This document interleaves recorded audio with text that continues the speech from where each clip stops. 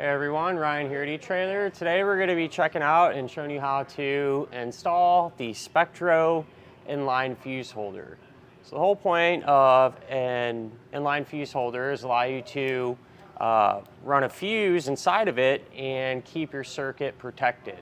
So what were to happen in the event of a short or anything like that, instead of damaging whatever component you have power to, it's simply pop the fuse, cut power, allow you to figure out the issue that's going on, get it fixed, can replace the fuse with another good one, and continue running whatever you were powering up. Seems like a lot of times whenever you're doing electrical projects, a fuse holder doesn't come included with a lot of these different types of components. And today we have a perfect example. We're installing a manual waste valve on our camper. Now granted, on the control panel for that valve, it does have a built-in circuit breaker, but what I see, from where that power wire comes to the battery, we have about 6 or 8 foot of wire that's not protected until it gets to that control panel. So by adding this inline fuse holder, if this wire were to rub on the frame or something over time, it would keep this portion of our wiring protected. So our fuse holder, it's going to have a 14 gauge wire and accept the standard type fuse like this one here. And you can use up to a 15 amp fuse, so 15 and below, you'd be fine. Fuses don't come with it. If you need one, we do offer a kind of a multi-pack, a variety pack of these that you can always pick up. And feels good, it has this dust cover on it to help keep everything sealed up, keep moisture out and everything.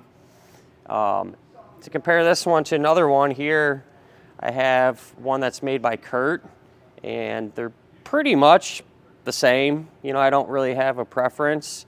The Kurt one's rated for 10 amps or below, so you get a little extra out of this, but the wiring thickness is the same. The length is about the same, and so honestly, you can't really go wrong with either one. If the electrical circuit that you're working with will exceed that 15 amp rating, you can always go a step up. We carry some fuse holders that are made from 12 gauge wiring, and those you can usually push a little more amps through. And we have ones that are smaller in different styles and so on and so forth. So regardless of what you're trying to do, we should have an option for you that can solve your problem there. As far as getting this hooked up to your wiring and to your battery, pretty straightforward. You'll cut it in half and then strip the ends of the insulation back. And I like to give those wires a twist. Make sure that they're tight there. And then we can crimp on our connection. So depending on how you're setting yours up, most cases you can use a ring terminal, or some of you might use a spade terminal, just depends what you're plugging into. And to connect this to your other wire that's running up here, you can use a butt connector.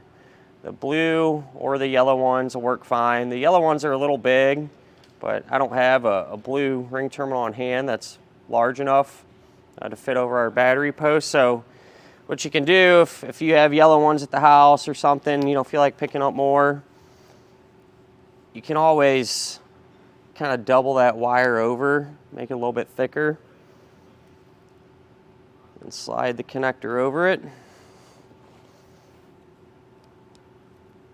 and then crimp it down.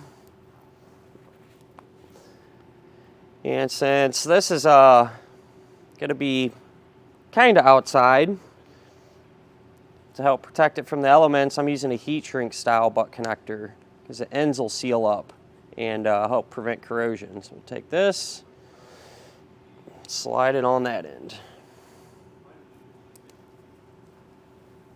Our fuse holder pretty much assembled. We'll take it and connect it to the wire, power wire, the circuit that we're trying to protect. Crimp it down, and to seal up these ends, come back with a heat source.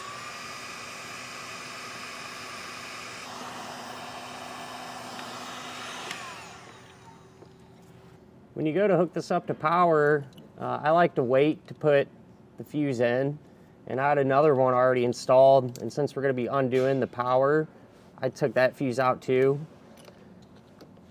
But we'll just remove our nut here on the positive post. Put the ring terminal over the stud. Come back and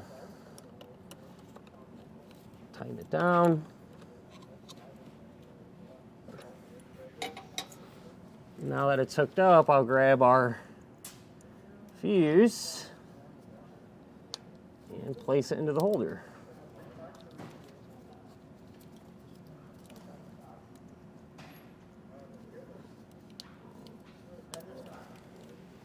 If you want to as well, you can take some wire loom, place it over everything just to help clean up the installation look. But other than that, at the end of the day, you know, if you're looking to protect your electrical circuit, this is definitely one way to do it. And with that said, that'll finish up our look at and our installation of the Spectro inline fuse holder.